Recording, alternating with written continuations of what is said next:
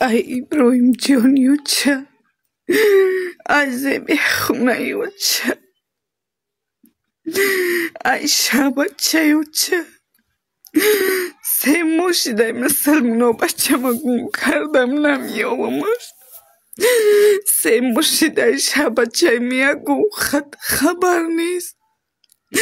ای خدای کدام مسلمون کدام بنده خدای ای بچه من درک دوره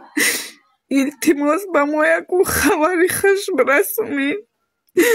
ای ابراهیم جان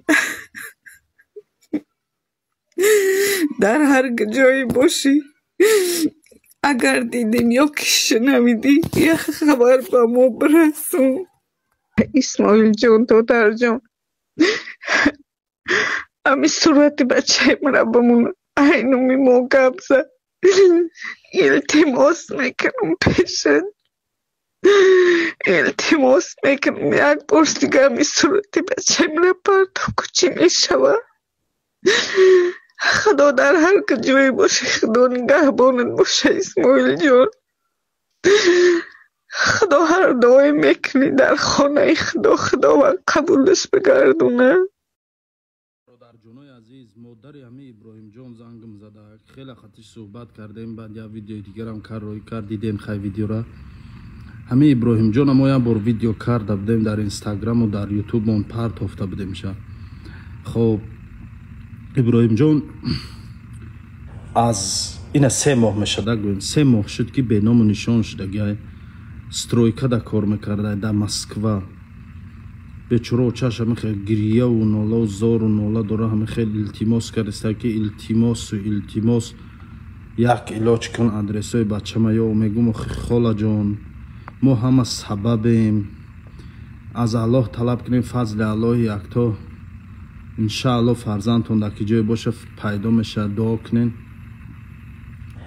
دعا میکنم میگه خواه ندارم نه شب خواه دارم نه روز خواه دارم میگه دعا میکنم گریه و نالا دارم خیلی التماس کرد که یک بار دیگه ویدیو کشه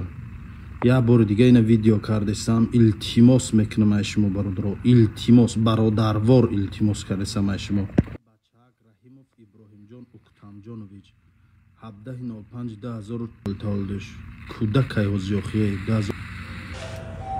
3 ماه میشه و اینا گم شویشه 3 ماه شده لکای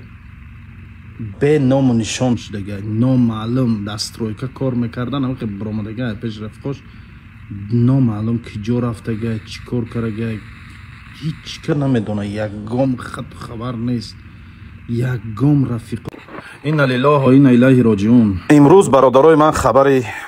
غمگین کننده دارم برای شما ابراهیم جان صورت عوضی میمونم خبری مرگش پیدا شد معلوم شد برادرای عزیز اوکراین نامی 400 شهروند تاجیکستان 400 شهروند هلاک شده تاجیکستان در اینترنت پرت افت که همشون در جنگ همی بین روسیه و اوکراین به هلاکت رسیدگان متاسفانه در همه روی خط ابراهیم جان هم هسته هم مادر که گریان و نالان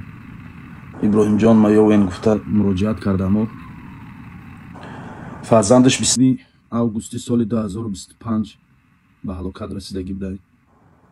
و در همون روی خطی هلاک رسیدگی بوده نامش برآمدگی الله صبرت ای مادر میدونم سخته و از بین گفتن ای گپ فهماندن ای گپ ولی من یک علاج کرده به یک راه واسطه مادرش فهماندم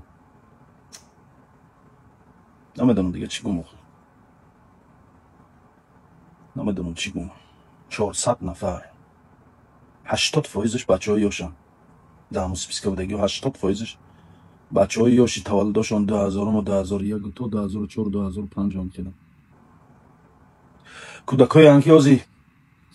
از 100 گلشان یک گلشان شفتگی نیست الله صبرت یا به عزیزاشون به نزدیکاشون به پدر و مادراشون الله صبرت همین روی خط من در تلگرام کانال خودم میمونم برای آسان یافته شدن همین ناموی همون شخصای به هلاکت رسیدگی من روی خط سکچت میکنم در تلگرام کانال خودم میمونم قدرون همونجا بینیم بعد مقصد یکی آدم های گمشده که نموشون در اونجا عصبو میبینین